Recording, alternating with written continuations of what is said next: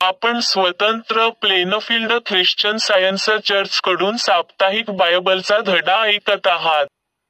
Plainfield, अमेरिकेच्या New Jersey येथे आहे. अधिक माहितीसाठी आमच्या वेबसाईटला भेट द्या.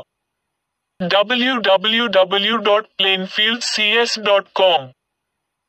हा धडा आहे रविवारी 4 मे 2025.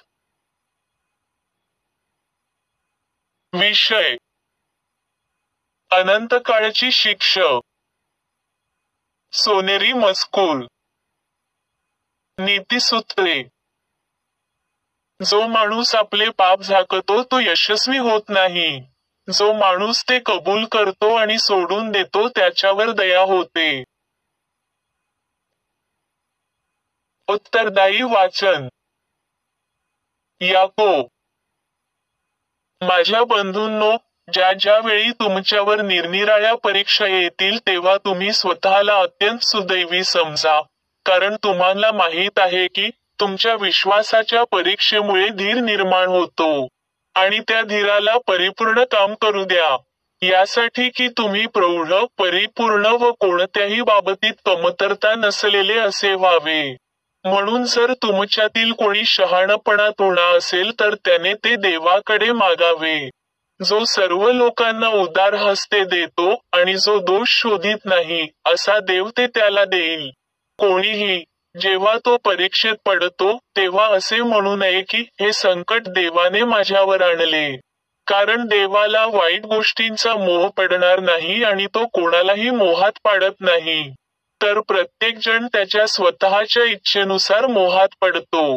तो आकृष्ट केला जातो व मोहात पडतो. प्रत्येक उत्तम व परिपूर्ण देणगीवरून येते. स्वर्गीय प्रकाश ज्याने निर्माण केला त्या पित्यापासून ती येते, आणि ज्याच्यावर तारांगणाच्या हालचालीचा काहीही परिणाम होत नाही, अशा पित्यापासून ती देणगी येते. सत्याच्या संदेशाद्वारे आपण त्याची मुले व्हावे ही त्याची इच्छा पूर्ण होण्यासाठी आपली निवड केली आहे.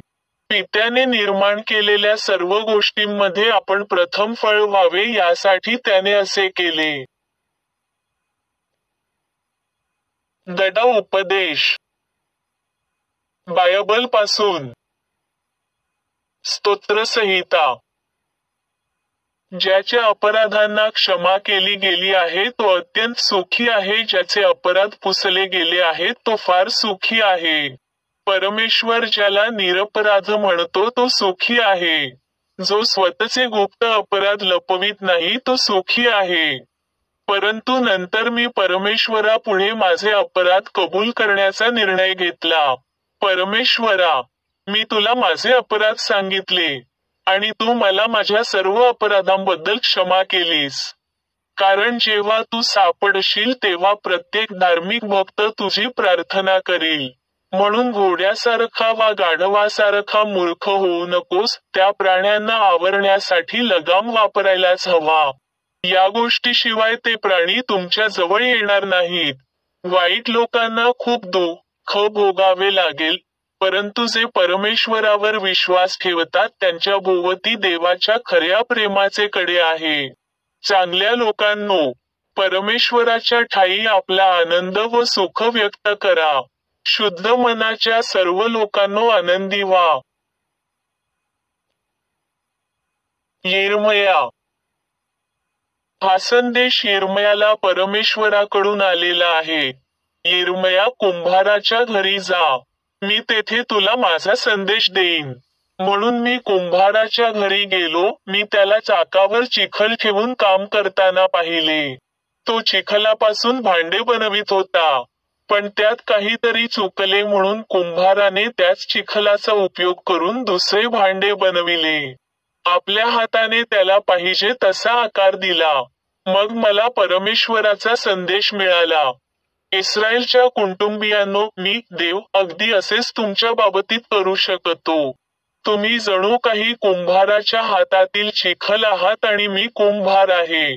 मी राष्ट्र व राज्य याबद्दल बोलण्याची वेळ येण्याचा संभव आहे. मी कदाचित त्या राष्ट्राला वर ओढीन असे म्हणेन वा त्या राष्ट्रांना खाली खेचून त्या राष्ट्राचा वा राज्याचा नाश करीन असेही म्हणेन. पण त्या राष्ट्रातील लोकांचे हृदय परिवर्तन झाल्यास ते जगतील. त्या राष्ट्रातील लोक दुष्कृत्ये करण्याचे कदाचित थांबवतील. मग माझे मतपरिवर्तन होईल. त्या राष्ट्राचा नाश करण्याचा बेत मी अंमलात आणणार नाही. लोक. आणि येशू उत्तर देत बोलला. लोक. मग येशू म्हणाला, एका मनुष्याला 2 मुलगे होते. त्यापैकी धाकटा म्हणाला, बाबा, मालमत्तेचा माझा वाटा मला द्या. आणि वडिलांनी आपली संपत्ती 2 मुलांमध्ये विभागली. नंतर फार दिवस झाले नाहीत तोच धाकट्या मुलाने आपले सर्व गोळा केले आणि तो दूरदेशी निघून गेला. तेथे त्याने सर्व संपत्ती चैनीचे जीवन जगून उधळून टाकली.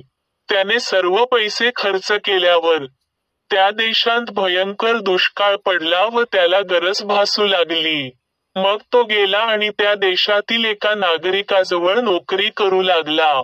त्या नागरिकाने त्याला डुकरे चारावयास पाठविले. तेव्हा डुकरे खातात त्या शेंगा तरी खाव्यात अशी त्याला इच्छा होई, पण कोणी त्याला काहीही दिले नाही. नंतर तो शुद्धीवर आला आणि म्हणाला, माझ्या पित्याच्या घरी कितीतरी मजुरांना पुरून उरेल इतके अन्न आहे आणि येथे मी भुकेने मरतो आहे. मी उठून आपल्या वडिलांकडे जाईन आणि त्यांना म्हणेन, बाबा, मी स्वर्गाविरुद्ध, देवाविरुद्ध आणि तुमच्या विरुद्ध पाप केले आहे. मग तो उठला आणि आपल्या पित्याकडे गेला. तो दूर असतानाच पित्याने त्याला पाहिले आणि त्याला त्याचा कळवळा आला. वडील पळत गेले आणि त्याच्या गळ्या पडले आणि त्याचे मुके घेतले. मुलगा त्यांना म्हणाला, बाबा, मी स्वर्गाविरुद्ध व तुमच्या विरुद्ध पाप केले आहे. तुमचा मुलगा म्हणवून घेण्यास मी योग्य नाही. परंतु वडील आपल्या नोकरांस म्हणाले, त्वरा करा, चांगला झगा आणून त्याला घाला. त्याच्या हातात अंगठी आणि पायात जोडे घाला. आणि पुष्ट वासरू आणून कापा, आपण खाऊ आणि आनंद करू. कारण हा माझा मुलगा मेला होता पण जिवंत झाला आहे. तो हरवला होता पण आता सापडला आहे. व ते आनंद करू लागले. त्याचा मोठा मुलगा शेतात होता. तो घराकडे निघाला. जेव्हा तो घराजवळ आला, तेव्हा त्याने गायनवादन व नाचण्याचा आवाज ऐकला. मोठा मुलगा रागावला, त्याला आत जाण्याची इच्छा होईना. तेव्हा वडिलांनी येऊन त्याची समजूत काढली. परंतु त्याने वडिलांना उत्तर दिले, पहा, इतकी वर्षे मी तुमची सेवा केली आहे व कधीही तुमची आज्ञा मोडली नाही. मित्रांबरोबर आनंद करण्यासाठी तुम्ही मला कधी बकरी सुद्धा दिली नाही. वडील त्याला म्हणाले, माझ्या मुला, तू नेहमीच माझ्याबरोबर आहेस आणि जे माझे आहे ते सर्व तुझे आहे. योहान. आणि हा संदेश आहे जो आम्ही येशू ख्रिस्ताकडून ऐकला आहे आणि जो आम्ही तुम्हाला घोषित करीत आहोत. देव प्रकाश आहे आणि त्याच्यामध्ये मुळीच अंधार नाही. जर आम्ही म्हणतो की आमची देवाबरोबर सहभागिता आहे पण पापाच्या अंधारामध्ये आम्ही राहतो तर आम्ही खोटे बोलत आहोत व आम्ही सत्याला अनुसरत नाही. पण जर आम्ही प्रकाशात चालतो जसा देव प्रकाशात आहे तर आमची विश्वासणारे या नात्याने एकमेकांबरोबर सहभागिता आहे. आणि देवाचा पुत्र येशू याचे रक्त आम्हाला सर्व पापांपासून शुद्ध करते. जर आम्ही असे म्हणतो की आमच्यामध्ये कोणतेही पाप नाही तर आम्ही स्वतःला फसवित आहोत आणि आमच्यामध्ये सत्य नाही. जर आम्ही आमची पापे कबूल करतो तर आमच्या पापांपासून आम्हाला क्षमा करण्यास देवविश्वासू व न्यायी आहे आणि आमच्या सर्व अनितीपासून तो आम्हाला शुद्ध करतो. एफिसकरांस. यासाठी तुम्ही अंतःकरणामध्ये व आत्म्यात नवे केले जावे आणि नवा मनुष्य तुम्ही धारण करावा, जो देवाप्रमाणे निर्माण केलेला आहे. सर्व प्रकारची कटुता, संताप, राग, ओरडणे, देवाची निंदा ही सर्व प्रकारच्या दुष्टाईबरोबर तुम्हामधून दूर करावी. एकमेकांबरोबर दयाळू आणि कनवाळू व्हा आणि देवाने ख्रिस्तामध्ये क्षमा केली तशी एकमेकांना क्षमा करा. Science textbook science and health with की टू द शास्त्रवचने कडील परस्पर संबंधित परिच्छेद वाचले. विज्ञान आणि आरोग्य. अमर मनुष्य देवाचे, चांगल्याचे सरकार प्रदर्शित करतो, ज्यामध्ये पाप करण्याची शक्ती नाही. जेव्हा माणूस ख्रिश्चन विज्ञानाचे पूर्णपणे प्रदर्शन करतो तेव्हा तो परिपूर्ण होईल. तो पाप करू शकत नाही, दुःख सहन करू शकत नाही, भौतिकतेच्या अधीन राहू शकत नाही किंवा देवाच्या नियमांचे उल्लंघन करू शकत नाही. ख्रिश्चन विज्ञानात सत्याचा नकार घातक आहे, तर सत्याची आणि त्याने आपल्यासाठी काय केले आहे याची न्याय्य पावती ही एक प्रभावी मदत आहे. जर अभिमान, अंधश्रद्धा किंवा कोणतीही चूक प्राप्त झालेल्या फायद्यांची प्रामाणिक ओळख रोखत असेल, तर हे आजारी व्यक्तीच्या पुनर्प्राप्ती आणि विद्यार्थ्याच्या यशात अडथळा ठरेल. ख्रिश्चन विज्ञान माणसाला प्रवृत्तींवर प्रभुत्व मिळविण्याची आज्ञा देते. द्वेषाला दयाळूपणाने रोखा, वासनेला पवित्रतेने जिंका, सुडाला दानाने जिंका आणि प्रामाणिकपणाने कपटावर मात करा. प्रेम आपल्याला प्रलोभनातून सोडवण्यासाठी घाई करत नाही, कारण प्रेमाचा अर्थ असा आहे की आपण परीक्षा घेतली पाहिजे आणि शुद्ध केले पाहिजे. चुकीच्या कृत्याबद्दल दुःख हे सुधारणेच्या दिशेने एक पाऊल आहे आणि सर्वात सोपा पाऊल आहे. शहाणपणासाठी आवश्यक असलेले पुढचे आणि मोठे पाऊल म्हणजे आपल्या प्रामाणिकपणाची परीक्षा म्हणजे सुधारणा. यासाठी आपण परिस्थितीच्या ताणाखाली असतो. मोह आपल्याला पुन्हा गुन्हा करण्यास सांगतो आणि केलेल्या गोष्टीच्या बदल्यात दुःख येते. म्हणून हे नेहमीच राहील. जोपर्यंत आपल्याला कळत नाही की न्यायाच्या नियमात कोणतीही सूट नाही आणि आपल्याला सर्वात जास्त पैसे द्यावे लागतील, तुम्ही जे मापून टाकाल ते तुम्हाला पुन्हा मोजले जाईल आणि ते पूर्ण आणि भरलेले असेल.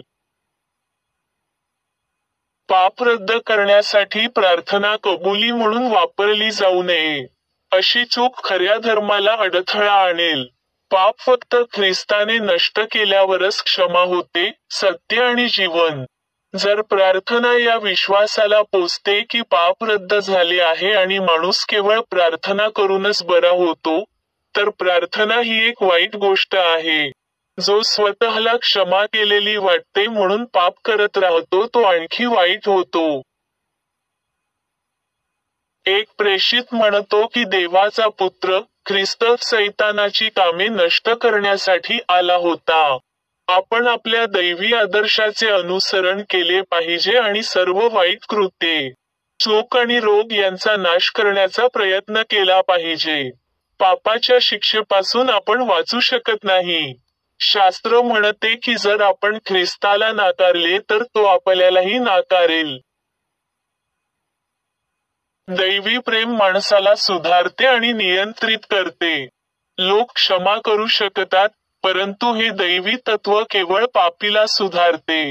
देव तो देत असलेल्या ज्ञानापासून वेगळा नाही. तो ज्या प्रतिभा देतो त्या आपल्याला सुधारल्या पाहिजेत. वाईटरित्या केलेल्या किंवा अपूर्ण ठेवलेल्या आपल्या कामाची क्षमा करण्यासाठी त्याला आवाहन करणे म्हणजे क्षमा मागण्याशिवाय आपल्याकडे काहीही करायचे नाही आणि नंतर आपण गुन्हा पुन्हा करण्यास मोकळे राहू अशी व्यर्थ धारणा आहे. पापाच्या परिणामी दुःख निर्माण करणे हे पापाचा नाश करण्याचे साधन आहे. भौतिक जीवन आणि पापावरील विश्वास नष्ट होईपर्यंत पापातील प्रत्येक कथित आनंद त्याच्या समतुल्य वेदनांपेक्षा जास्त देईल. अस्तित्वाचा सुसंवाद स्वर्गापर्यंत पोहोचण्यासाठी आपण अस्तित्वाचे दैवी तत्व समजून घेतले पाहिजे. अस्तित्वाचे विज्ञान इंद्रियांच्या चुका उघड करते आणि विज्ञानाच्या मदतीने आध्यात्मिक धारणा सत्यापर्यंत पोहोचते. मग त्रुटी नाहीशी होते. आपण वैज्ञानिक काळाजवळ येताच पाप आणि आजार कमी होतील आणि कमी वास्तविक वाटतील, ज्यामध्ये नश्वर इंद्रिय दबले जाते आणि खऱ्या प्रतिमेपेक्षा वेगळे असलेले सर्व काही नाहीसे होते. नैतिक माणसाला तो खून करेल याची भीती नसते आणि तो रोगाच्या प्रश्नावर तितकाच निर्भय असला पाहिजे. आपण सत्याच्या चुकीवर, जीवनाच्या मृत्यूवर आणि चांगल्याच्या वाईटावर वर्चस्वाच्या प्रत्येक दिशेने स्वतःला उपयुक्त ठरू शकतो आणि शेवटी अशा प्रकारे पुढे जाऊ शकतो आणि ही वाढ तोपर्यंत चालू राहील जोपर्यंत आपण देवाच्या कल्पनेच्या परिपूर्णतेपर्यंत पोहोचत नाही आणि आपण आजारी पडू आणि मरणार याची भीती राहणार नाही. येथे ख्रिश्चन विज्ञान हे सार्वभौम रामबाण उपाय आहे, जे नश्वर मनाच्या कमकुवतपणाला शक्ती देते, अमर आणि सर्वशक्तिमान मनापासून मिळणारी शक्ती, आणि मानवतेला स्वतःहून अधिक शुद्ध इच्छांमध्ये, अगदी आध्यात्मिक शक्ती आणि मानवाच्या सद्भावनेमध्ये देखील उचलते. जर तुम्ही जाणून बुजून चुकीवर विश्वास ठेवला आणि तो करत राहिलात, तर तुम्ही लगेच तुमचा मार्ग बदलू शकता आणि योग्य मार्ग निवडू शकता. पाप किंवा आजाराविरुद्धच्या योग्य प्रयत्नांना पदार्थ विरोध करू शकत नाही, कारण पदार्थ निष्क्रिय, अविचारी आहे. तसेच, जर तुम्ही स्वतःला आजारी मानत असाल, तर तुम्ही शरीराच्या अडथळ्याशिवाय ही चुकीची श्रद्धा आणि कृती बदलू शकता. पाप, रोग किंवा मृत्यूसाठी कोणत्याही कथित गरजेवर विश्वास ठेवू नका, कारण तुम्हाला माहीत असले पाहिजे की देव कधीही तथाकथित भौतिक कायद्याचे पालन करण्याची आवश्यकता ठेवत नाही, कारण असा कोणताही कायदा अस्तित्वात नाही. म्हणून परिपूर्ण व्हा. ही दैवी मागणी वैज्ञानिक आहे आणि परिपूर्णतेकडे नेणारी मानवी पावले अपरिहार्य आहेत. जर तुम्हाला हे समजले असेल की नश्वर अस्तित्व हे स्वतःच्या फसवणुकीची अवस्था आहे, अस्तित्वाचे सत्य नाही, तर तुम्ही परिस्थितीवर नियंत्रण मिळवू शकता. नश्वर मन सतत नश्वर शरीरावर खोट्या मतांचे परिणाम निर्माण करत असते, आणि ते असेच करत राहील, जोपर्यंत सत्याद्वारे नश्वर त्रुटी त्याच्या काल्पनिक शक्तींपासून वंचित केली जात नाही, जे नश्वर भ्रमाचे जाळे काढून टाकते. सर्वात ख्रिश्चन अवस्था म्हणजे शुद्धता आणि आध्यात्मिक समजुतीची अवस्था, आणि आजारी लोकांना बरे करण्यासाठी हे सर्वोत्तम अनुकूल आहे. तो काळ जवळ येत आहे जेव्हा नश्वर मन त्याचा भौतिक, संरचनात्मक आणि भौतिक आधार सोडून देईल, जेव्हा अमर मन आणि त्याची रचना विज्ञानात पकडली जाईल आणि भौतिक श्रद्धा आध्यात्मिक तथ्यांमध्ये व्यत्यय आणणार नाहीत. आपण विचारांमध्ये परिपूर्ण मॉडेल्स तयार केले पाहिजेत आणि त्यांच्याकडे सतत पाहिले पाहिजे, अन्यथा आपण त्यांना भव्य आणि उदात्त जीवनात कधीही कोरणार नाही. निस्वार्थता, चांगुलपणा, दया, न्याय, आरोग्य, पवित्रता, प्रेम, स्वर्गाचे राज्य आपल्यामध्ये राज्य करू द्या आणि पाप, रोग आणि मृत्यू कमी होतील जोपर्यंत ते शेवटी नाहीसे होत नाहीत. मी आता चर्च मॅन्युअलमध्ये दिलेल्या मेरी बेकर एडी कडून 3 दैनंदिन कर्तव्ये वाचू. रोजची प्रार्थना. दररोज प्रार्थना करणे हे या चर्चमधील प्रत्येक सदस्याचे कर्तव्य असेल. तुझे राज्य ये. माझ्यामध्ये दैवी सत्य, जीवन आणि प्रीती यांचे राज्य स्थापित व्हावे आणि माझ्यापासून सर्व पापांवर राज्य करू द्या. आणि तुझे शब्द सर्व मानवजातीचे स्नेह समृद्ध करू आणि त्यांच्यावर राज्य करू दे. हेतू व कृतींचा नियम. द मदर चर्चच्या सदस्यांच्या हेतू किंवा कृतीबद्दल वैरभाव किंवा केवळ वैयक्तिक आसक्तीच उत्तेजन देऊ नये. विज्ञानात दैवी प्रेम एकट्याने माणसावर राज्य करते, आणि एक ख्रिश्चन वैज्ञानिक प्रेमात गोड सुविधांना प्रतिबिंबित करते, पापाची निंदा करते, खरा बंधुता, दानशूरपणा आणि क्षमा यामध्ये. या चर्चमधील सदस्यांनी दररोज सर्व प्रकारच्या वाईटापासून वाचलेले. भविष्य सांगण्यापासून, न्यायनिवाड्यापासून, निंदा करण्यापासून, समुपदेशनातून, प्रभाव पाडण्यापासून किंवा चुकीच्या मार्गाने प्रभावित होण्यापासून वाचण्यासाठी प्रार्थना करावी. कर्तव्याची सतर्कता. आक्रमक मानसिक सूचनेविरुद्ध दररोज स्वतःचा बचाव करणे आणि देव, त्याचा नेता आणि मानवजातीबद्दल त्याच्या जबाबदा पूर्णविराम हलत या विसरणे किंवा दुर्लक्ष करणे हे या चर्चमधील प्रत्येक सदस्याचे कर्तव्य असेल. त्याने केलेल्या कृत्यांबरोबरच त्याचा न्याय होईल.